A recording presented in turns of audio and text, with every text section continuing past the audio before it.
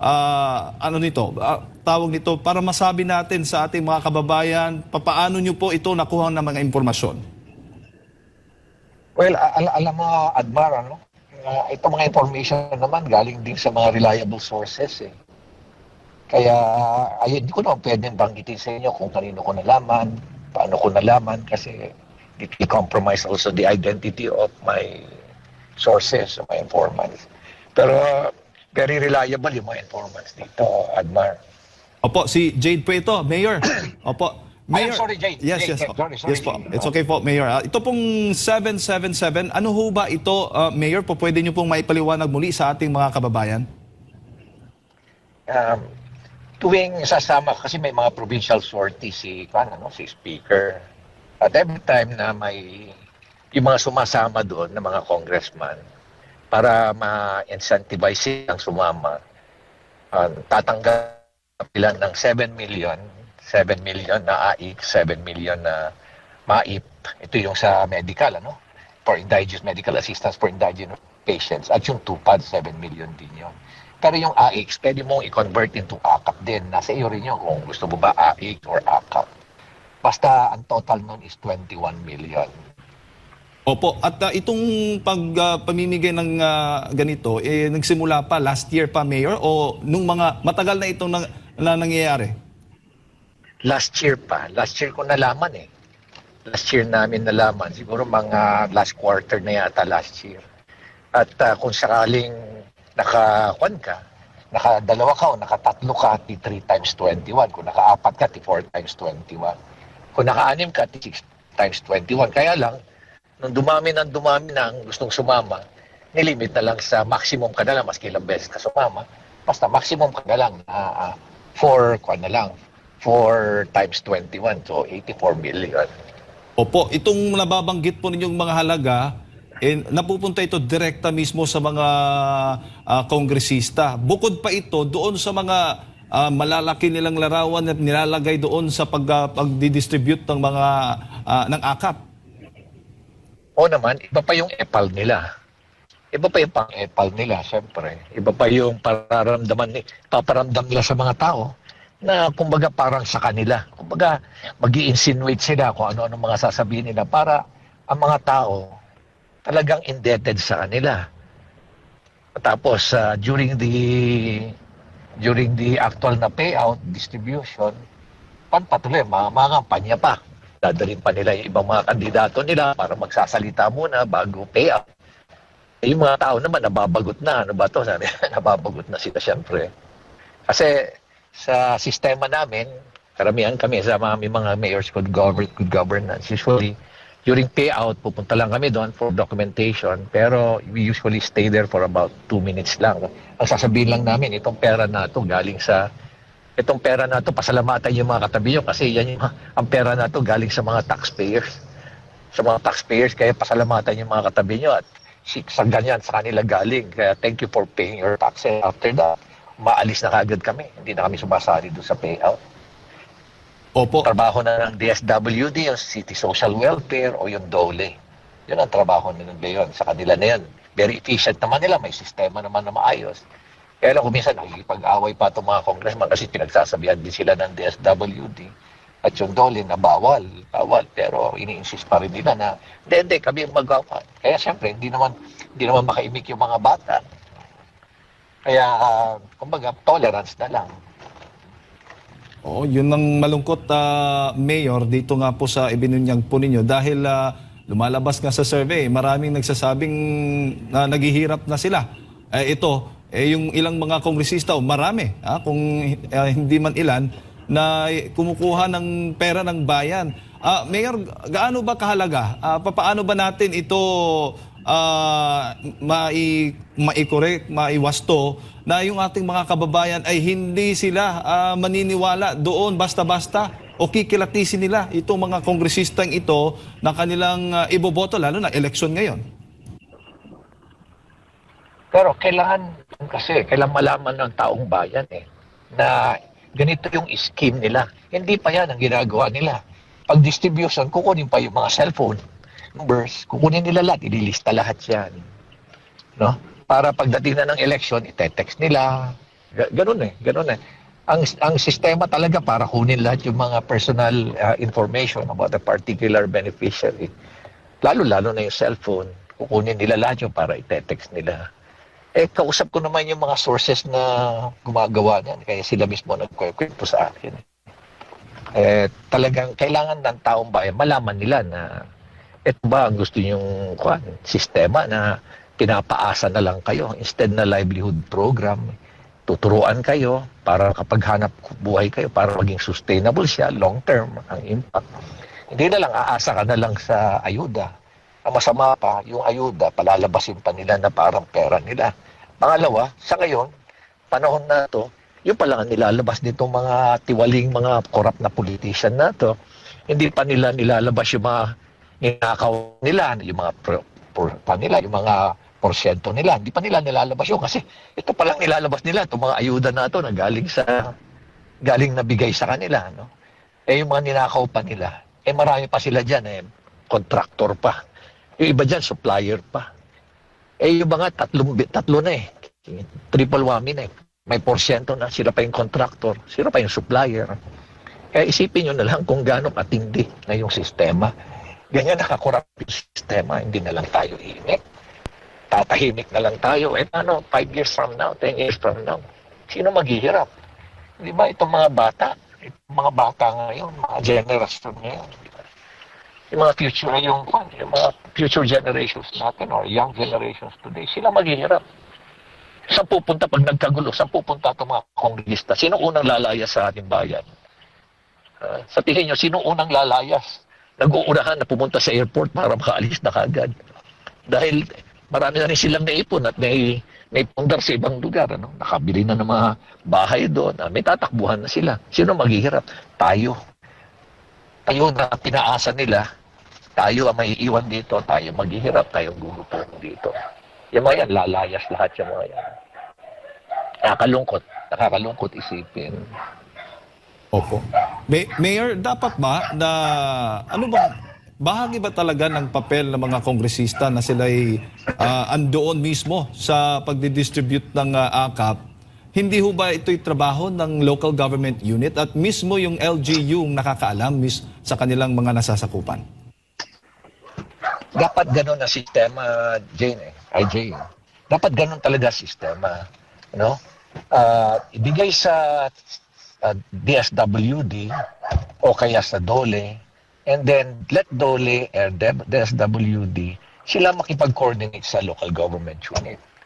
Yung local government unit naman, dapat yung local chief executive, huwag pakialam. Pabayaan lang niya yung city social welfare niya o kaya yung kanyang peso dahil they know better kung sino. At huwag siya makikialam, huwag siya mag-i-influence kung sinong bibigyan. Ganun dapat ang sistema. Una-una, klarong-klaro naman sa ating konstitusyon. Ano ba ang trabaho ng mambabatas? Hindi ba gumawa ng batas? Yun lang. Paano ngayon na nangyayari na pagdating sa ayuda, sila yung nagdi-distribute? Sila pa ang kumukuha lahat. Ina-allocate pa nila during the budget hearing. Pati sa BICAM pa. Dadagdagan pa nila para sa kanila. Pangalawa, pagdating sa infrastruktura, nandun uli sila. At nakikialam uli. Ako nga, mismo ako, nakikita ko, yung district engineer, isipin mo, humingi ng approval sa congressman. Saan ka nakakita ng ganun? Bakit humingi yung district engineer? Saka ko na-realize, alam ko na kung sino namimili ng mga district engineer at mga regional director. Hindi pala si Secretary Bunuhan. Kundi ito mga mambabatas pala kasi kasabwat nila Kasabwat nila. Kaya kita nyo yung mga bidding, puro mga rig. Nakakita nyo. Kaya substandard. Sino naghihirap? Taong bayan naghihirap. Sayang yung pera. Ang masama pa, sila pa yung kontraktor. Tapos palalabasin nila na akala mo inosente sila. Pero kamag-anak pa nila, mga anak nila, asawa nila, mga in-laws nila, yan ang mga kontraktor pala. Gumagamit lang na ibang pangalan. So nakakalungkot isipin na wala na, binaboy na nila yung sistema. Kaya ito naman pagkuan namin, ito naman mga ikinisiwalat namin, mga katotohanan na nangyayari. Hindi naman para ibagsak ang gobyerno o kaya ibagsak ang ating presidente. Gusto natin maging successful si presidente. Kasi nga siya mismo nagsabi sa akin I want to redeem the name of my father. Kaya kailangan tulungan natin siya. Kasi kung di natin tulungan sa presidente, binabayaan natin bumagsak. Babagsak talaga yung ekonomiya natin. Babagsak lahat. Kaya tulungan natin. Then the only way na maitulungan natin sa kanya is malaman niya yung mga katotohanan nangyayari sa kapaligiran niya. Tama ba ako, Jay? Yes, sir. Bago ko lang ipasa kay Partner Admar Mayor, ano ho ba yung mensahe nyo na lang doon sa nagsasabi na sa halip na punahin nyo na lang daw at suportahan na lang itong ginagawang programa ng pamahalaan at hindi daw i-politicize? Ano ho ba yung sasabihin nyo po sa kanila? Tama ba yung mali i-condone natin? Tama ba na yung mali ito-tolerate natin? So anong sistema, anong legacy ang iiwanan natin sa mga kwan? Di ba, I remember the words of Senator Lacson when he said, you have to right the wrong. Di ba? Yung mali, gawing tama. Yung tama, panatiliing tama. Hindi ba dapat ganun ang sistema natin? Hindi yung mali, tolerate na lang natin. Silent na lang tayo. Kaya nga lagi kong ina-emphasize yan Silence is not neutrality. It is complicity, it is tolerance. And that's the reason why tuloy-tuloy na namamayagpag itong mga corrupt na politician na to. Dahil tahimik tayo hindi tayo nagsasalita Kaya nga, silence should no longer be an option here. Kailangan magsalita tayo. Otherwise, aabusuhin tayo ng aabusuhin. Alam mo, Jay, ngayon na nandito ako sa politics, ngayon ko lang nalaman na kakaunti lang pala ang politiko talaga na sincere. Sincere. Karamihan ng mga politiko kaya tumatakbo. Dahil dun sa acronym na MAP. MAP, MAP. Masarap ang posisyon, masarap ang power, at higit sa lahat, masarap ang pera. Yun lang yun Yun lang naman talaga incentive nila. Kaya kita mo, nandyan, kung ano-ano na lang ang sistema para manatiling sila, ginagawa nilang magastos ang eleksyon para sila lang. Kasi yung iba namang kandidato, wala namang kakayahan. Kaya dito sa Pilipinas, mananalo ka lang kung may pera ka. Maswerte lang ako na tumakbo ako rito sa Baguio dahil dito sa Baguio, maki may vote buying, hindi nananalo, yun ang bumibili. Pinipilit pa rin it never succeeded. Sana ganun na ganun pa rin ang Baguio. Manatiling ganun kasi kukunti na lang ang syudad o sa kunti na lang ang locality na ganyan sa buong Pilipinas. Mayor General, magandang umaga. Si Admar Villando po ito. Sir, Admar, good morning. ano pong masasabi niyo rito? Kasi meron tayong existing, matagal na ayuda program na may matino talagang guidelines, no? Itong 4Ps, no? Talagang pinag-aralan ito. Meron din itong batas at kung pagbabasay mo may sistema, kumbaga. Binawasan po nila ng pondo. Sinasabi po, binawasan nila ng pondo at inintroduce nga itong mga bagong mga ayuda. Sa tingin po ninyo, dapat na gawing kagaya sa 4Ps itong mga ayuda na ito para makita talaga kung meron nga bang patutunguhang tama at merong mapanagot kung mali ang implementasyon. Kasi dito sa 4Ps may mga guidelines. Paano naman kung magkaroon ng anomalya sa pamamahagi ng iba pang klase ng ayuda na hindi kagaya sa 4Ps, yung talagang maraming mga guidelines po, Mayor? Thank you, Admar. You said it right, Admar. I completely agree with you. Nandiyan naman yung programa. Ito nga ang contradiction dyan di ba? Nakita mo ba yung latest na self-rated poverty natin ngayon for December? 63%. It's at 63%. I believe sometime in September, it was at 59%. So, ibig sabihin, marami nakakaranas ng hirap. Tapos, binawasan mo. Tapos, nilagay mo sa isang programa na AKAP na wala pa palang guidelines. Pero, last year, nagdi-distribute na. Di ba? Only to find out na pinagati-hatian lang pala nila yung AKAP. Nakakalungkot isipin na nandyan naman yung 4Ps. maayos naman yan, may monitoring yan. Kaya nga natakikita natin, may nag-graduate na 4-piece dahil nga inaalalayan, may sistema. Tama ka eh. Maayos ang sistema, may monitoring system. Pero hindi ko talaga maintindihan, bakit mo babawasan yung DSWD, yung 4-piece program at ilalagay mo sa AKAP? Obvious na obvious, iisa lang ang kanyan. Maniwala ka sa akin na next year, kukunti na lang ang AKAP, AX. Bakit ngayon nila nilagay? Kasi election year. Kaya diyan mo na malalaman talaga na election para sa kanila lang. Ano? Pag-ati-atihan nila lahat. Kaya nakakalungkot talaga eh. Ay, ngayon, tanong ko uli, mananatili na lang ba tayong tahimik? Papabayaan na lang ba nilang natin na inaabuso na lang lagi tayo? Mayor, ang self-rated poverty na survey ng SWS, nabanggit mo nga 63%, ito ba'y patunay na hindi naging epektibo itong mga kaliwat ka ng pagbibigay ng ayuda? Lalo na mula Marso 2024, nasa 48 yata tayo, 40 plus.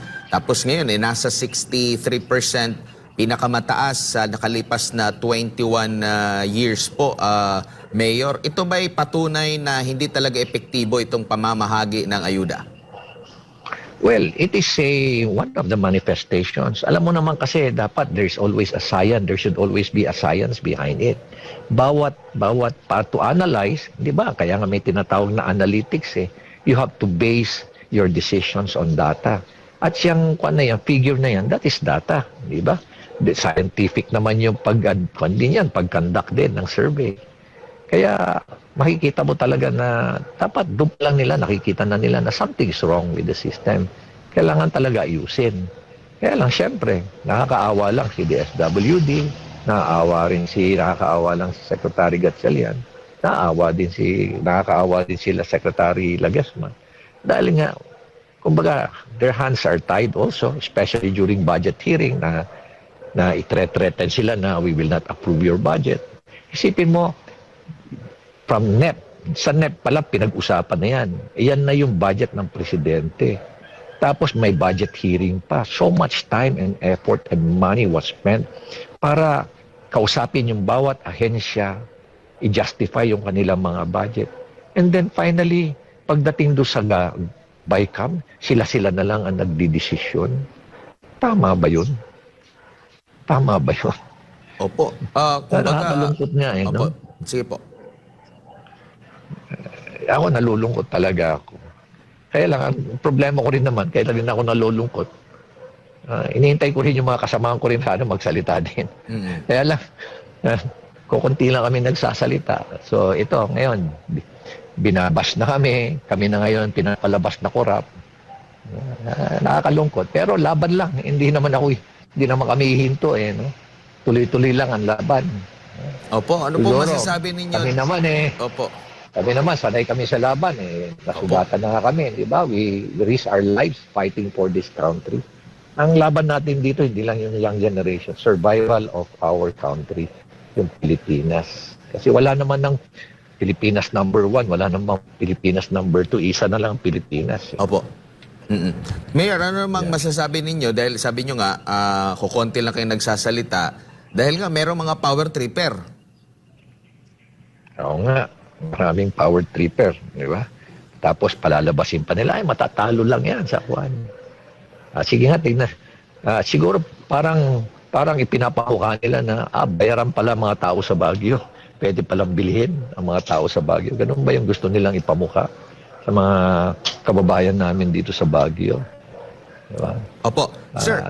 Alam mo, Admar, nung binabanggit ko to sa mga Armed Forces of the Philippines, yung mga sundalo at mga kapulisan, last year, alam mo ba sabi nila sa akin, Mayor, pwede naman kami mag-contribute para sa bayan. Kung ganun pala na nakakabigat yung aming pension, actual indexation, pwede naman kami mag-contribute sa bayan. Isipin mo yung mga ating mga sundalo, kapulisan, at yung mga uniform personnel, naiisip yun na ito yung mga ordinary na sundalo. Naiisip yun. May narinig ka ba doon sa mga mambabatas natin na magko-contribute kami sa bayan? Siguro meron sa kanila kukunti. Meron naman mga idealistic dyan sa mga kabuan natin sa mga mambabatas natin. Marami rin sa kanila na maayos talaga. Kaya lang wala talagang magawa. Diba? Dala ng pangangailangan. Opo. Sir, dito po sa budget ng 2025 ay merong, kumbaga, may describe natin as palusot sila dahil, di ba, sa Constitution sinasabi dapat ang sa education ang may malaking budget, no? At justify nila na itong 2025 budget ay malaki naman ang inilaan dito para sa edukasyon, pero maraming tumasang kilay dahil pati yung sa mga institusyon sa militar, sa Philippine National Police Academy, sa Philippine Military Academy na budget ay isinama sa education po. Bilang kayo po ay dating nasa uniformed institution po, sa pagkakaalam po ninyo, bahagi po ba ng education budget itong mga nabanggit natin ng mga institusyon na nilaanan at isinama nga kaya tumaas ang education budget ko dito sa 2025? Alam mo, Admar, Ajay, kung hindi mo na ma-explain mabuti, magpapalusot ka na lang. Kung ano-ano na lang ang babanggitin mo doon. National Defense College, Philippine Military Academy, Public Safety. Pero ang dapat nilang tinitingnan, kami alam namin Admar, every time na pagbukas ng klase, sino ba nag-aayos ng mga eskwela? Sino ba tumutulong na mag-ayos ng eskwela? Ang local government unit. Sino nagproduce ng mga pintura? Ang local government unit. Sino mga nagtatrabaho at nagre-repair ng mga schools, classrooms? Ang local government unit. Sino ba ang nagproduce ng mga chairs? Ang local government unit. Sino ba nagproduce ng mga blackboard? Ang local government unit. Ibig sabihin, kulang na kulang. Kulang na kulang talaga. Para sa education, yung dapat nilang tignan, yung nandun sa mga elementary, public schools. Huwag na nilang dagdagan para i-justify lang nila kung ano-ano na lang ipapatong nila para lang i-justify. Kumbaga sa military, di ba, meron words kami na tell that to the Marines. Opo. And ano po ang masasabi niyo po sa kabuuan sa 2025 budget? Kasi marami nag-question din dito na ito na ba ang pinaka-corrupt na budget sa Philippine history? At sinasabi nga nila na ang 2025 budget ay election budget. Mayor. Ayoko naman banggitin na yan ang corrupt. Ayoko naman banggitin. Kasi mga tao lang ang corrupt dyan. Mga tao. Ayoko naman sabihin na yung corrupt yung budget natin. Siguro, tama ka doon sa word na election budget. It is more of an election budget. Pero alam mo, yung ating presidente is trying to correct it. Pero wala na gahol na sa oras. Di ba? Gahol na sa oras. Tapos, pan pa? Ipit na. Kaya siguro gano'n na yung naging desisyon na rin niya. Pero kulang talaga. Kulang. Kaya nga, gumawa kami ng sulat sa kanya. Isa ako sa secretary doon sa letter ng 6. Ito yung alyansa ng mga nagkakaisang mamamayan. Pero hindi naman natupad lahat yung request natin. Kaya, nakakalungkot lang talaga.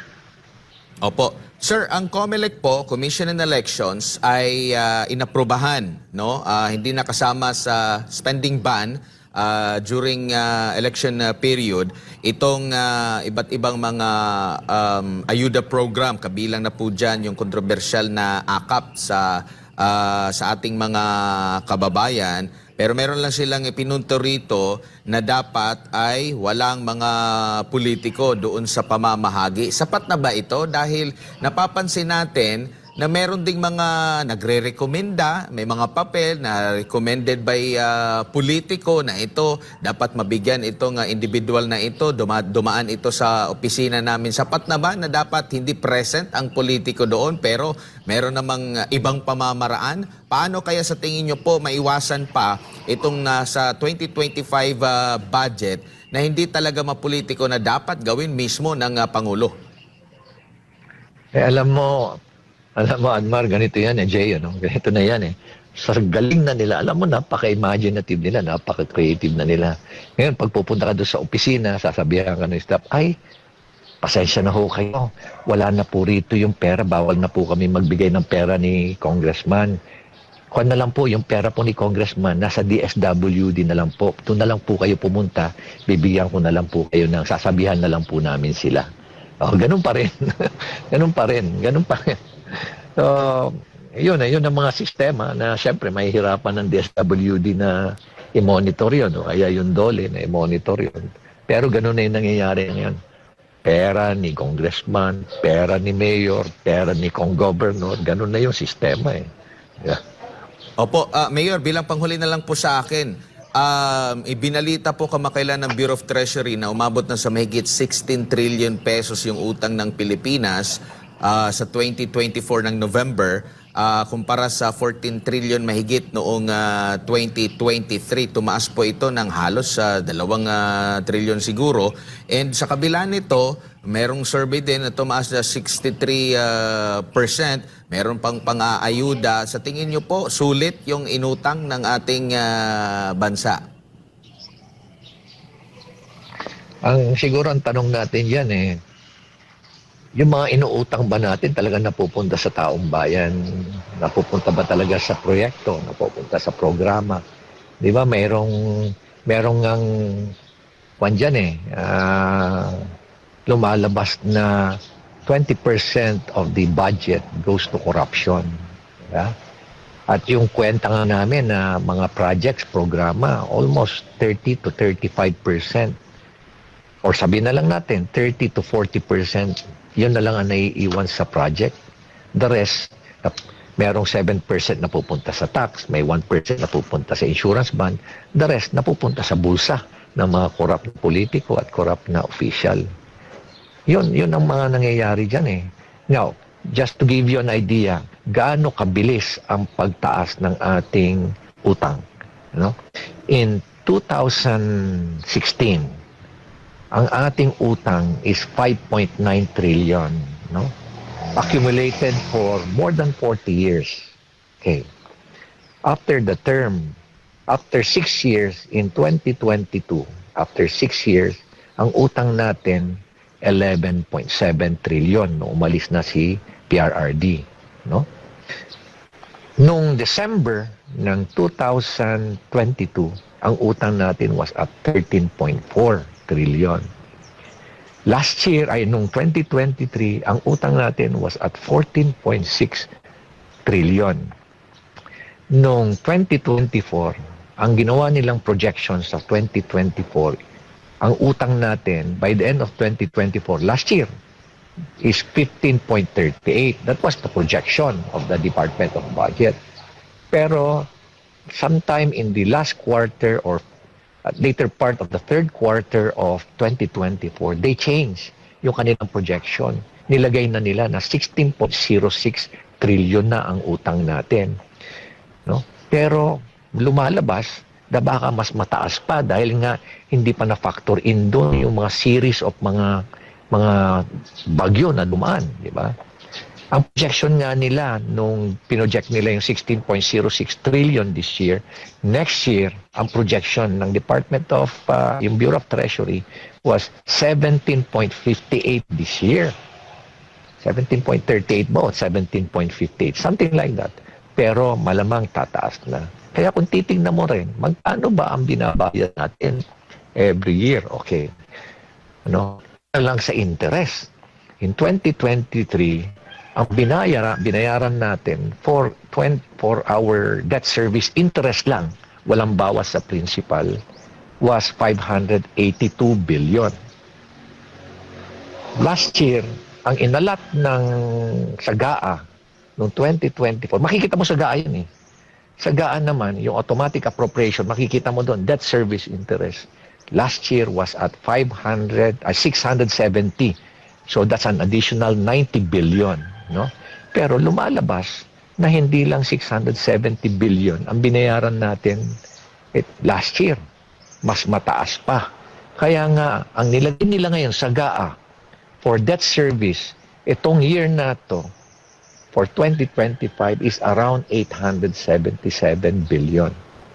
Now, magkano ang babayaran natin para mabawasan natin yung utang yung principal. Last year, based dun sa computation nila, we have to pay 1.241 trillion pesos para mabawasan yung principal. Pero tingnan mo doon sa gaan ng 2024, nowhere can you find at 1.241 trillion. Kasi wala tayong perang ganon.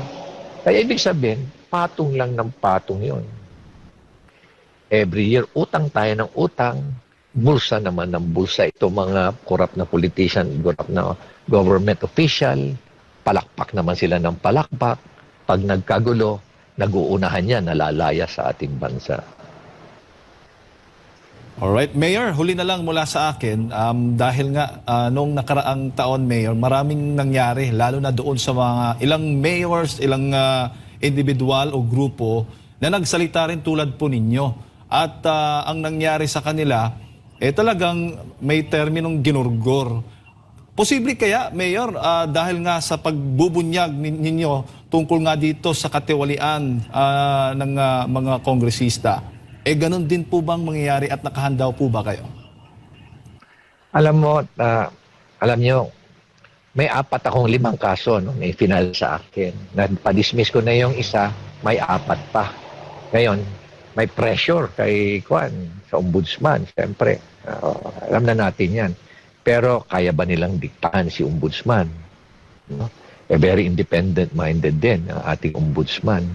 Ang sa akin lang naman is, kung ako man ay makitang may sala ako at i-preventive suspension o i-dismiss ako, it should be based on merit. Talagang kasalanan ko. Pero dito sa Baguio, bawal ho ang corruption dito eh. Ang inyong mayor dito, ang mayor ho dito, sweldo lang ho dito. Marami ng alok. Pwede palang gumawa ng 400 million in just a matter of 3 years. Pero tama ba yung gagawin na yun? Dito sa Baguio, pinanindigan po na ho namin yan. First term, second term, hanggang sa third term. Kung mananalo pa ho ako, at hindi ho mabibili yung mga tao ho rito sa Baguio, ipapakita ko sa kanila na pwede palang consistently, pwede palang gawing good governance ang pamamahala. Hindi yung first term, okay. Pagdating sa second term, malapit na matapos ang second term, bibirada na, mangangwarta na. Pagdating sa third term, nawala na yung values, nawala na yung core values, puro pangangwarta na. Ulitin ko nga, masarap ang posisyon, masarap ang power, at masarap talaga yung pera. Alright. Mayor, muli, mensahe po ninyo, paalala muli sa ating mga kababayan, lalo't nalalapit na ang ating eleksyon. Sa ating mga kababayan sa buong bansa po, kami po yung nakikiusap. Isipin ho natin ang kinabukasan ng ating mga anak, ating mga apo. At the same time, kinabukasan po ng ating bayan. No? Wag po tayong padadala dyan sa mga korap na opisyal at korap na politiko na yan na binibili tayo. At masama pa ho, niluluto tayo sa sarili nating mantika. Nagkakaroon tayo ng utang na loob na sa kanila na akala natin, yung perang ibinibigay sa atin galing sa kanilang bulsa. Hindi po totoo yan. Ang pera ho na yan, galing po doon sa mga taxes na ibinayaran ho natin. Lahat po tayo nagbabayad. Maski hindi kayo nagpapail ng income tax. Lahat po tayo nagbabayad. Bawat grocery items, bawat pagkain na binibili ho natin, meron pong mga taxes yan. Mga damit na binibili, may taxes ho yan. Galing ho sa atin yan. Kaya wag ho kayong paloloko. Piliin po natin para ho sa kinabukasan ng ating mga anak at mga apo at sa ating bayan at ng ating bayan. Sana ho itong 2025 elections, piliin na po natin yung mga matitinong mga kandidato. Wag na po tayong paloloko. Maraming salamat po.